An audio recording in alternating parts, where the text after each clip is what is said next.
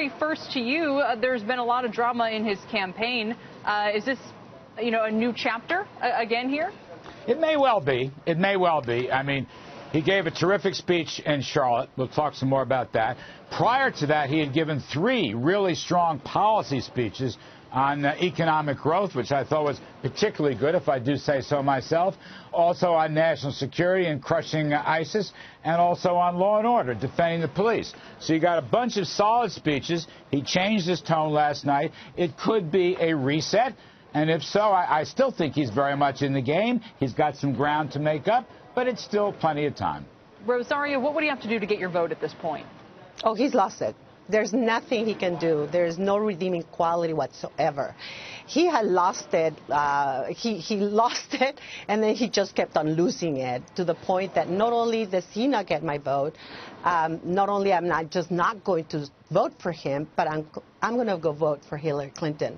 And that, Kelly, has come through a lot of very strong personal introspection. What do I really stand for? What do I really believe? And I know one thing: I don't believe in him, and I don't believe in the party that he has hijacked. I continue to be a Republican. I was a very proud Republican since 1984 when I voted for the re-election of President Reagan. I voted and campaigned for President Papa Bush and George Bush and McCain and Mitt Romney.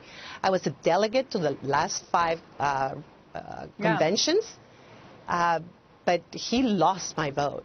Larry, so what does he do now if this is happening? Well, look, I respect Ms. Marin. I respect her. And Mr. Trump has said a bunch of things off the cuff, as he acknowledged in Charlotte last night, that he shouldn't have said.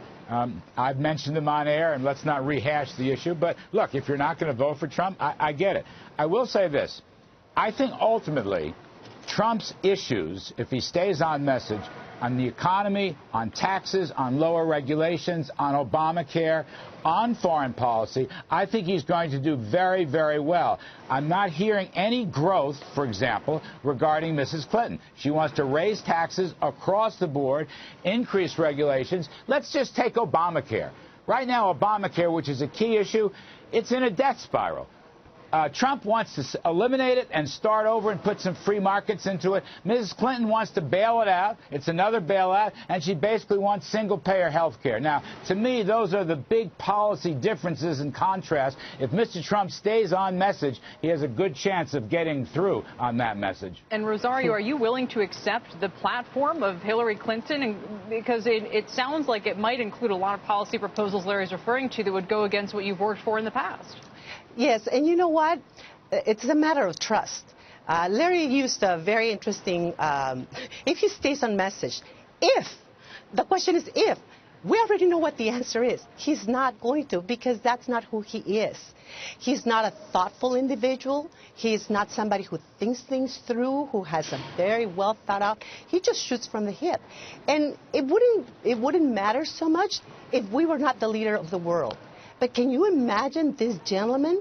I don't care what his policy proposals may be. He cannot control himself. He cannot control his thoughts. And he certainly cannot control his mouth.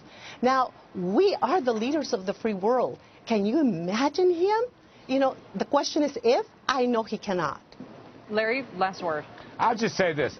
I don't like to do personal stuff. I don't like to do personality stuff. Mrs. Clinton is one of the least trusted people in politics. Her polls on that are awful. I just want to put that aside.